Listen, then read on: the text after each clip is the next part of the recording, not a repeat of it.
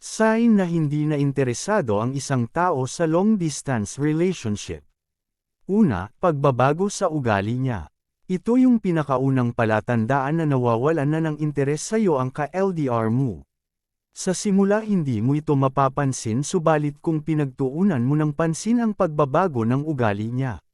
Dito mo malalaman na wala na siyang interes sa relasyon niyo. Pangalawa, madalang na siyang tumawag. Kung dati palagi siyang tumatawag at ngayon hindi na, maaaring nawawalan na siya ng interes sa relasyon niyo.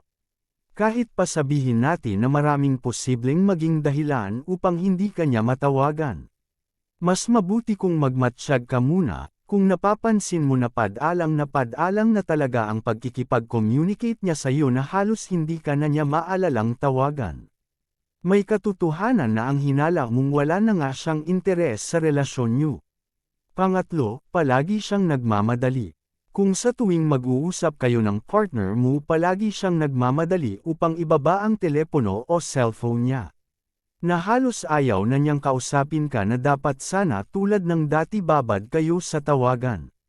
Ngunit ngayon palagi na siyang nagmamadaling tapusin ang tawag niya sa iyo, posibleng nagbago na nga siya at hindi na siya interesado sa relasyon niyo katulad ng dati. Pang-apat, napipilitan na lang siyang makipag-usap sa iyo. Kung noong bago pa lang kayo hindi siya halos makapaghintay na matawagan ka.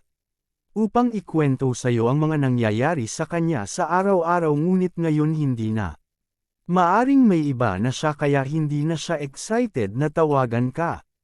Lalo na kapag nag-uusap kayo wala siya halos maikwento at nauubusan na siya ng sasabihin. Palatandaan niya na hindi na siya interesado sa iyo. Panglima, hindi na siya nag-chat o nagte-text. Sa tuwing nag-chat ka o nagte-text hindi na siya halos nagre-reply hindi tulad ng dati na atat siya. Pang-anim, ikaw na lang palagi ang nag-e-effort sa relasyon niyo. Sa isang long-distance relationship dapat dalawa kayong mag-effort. Kung ramdam mo na ikaw na lang ang gumagawa ng lahat ng effort upang magtagal at magtagumpay ang relasyon niyo.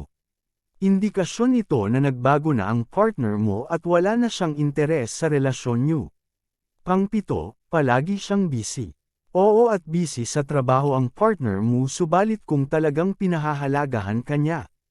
Kahit gaano pa siya ka-busy gagawa siya ng paraan upang maisingit ka upang magkaroon kayo ng time sa isa't isa. Subalit kung palagi niyang idinadahilang busy siya kaya wala siyang panahon upang tawagan, i-chat o i-text ka.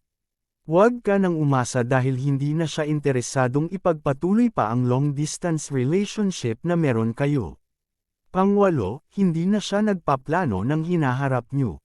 Kung dati kapag nagkakausap kayo palagi kayong nangangarap ng magiging future niyo ng magkasama. Ngunit ngayon hindi mo na yun marinig sa kanya at oo nga nagsasabi siya ng mga plano niya sa hinaharap. Ngunit kapansin-pansin na sa mga plano niyang yun hindi ka na niya isinasali at puro sarili na lang niya. Pang-siyam, hindi na siya ganon kainteresadong makita o makasama ka. Kung ang ka-LDR mo wala ng interes makipagkita o makasama ka kahit sandali. Malamang na wala na siyang interes sa iyo at sa relasyon niyo.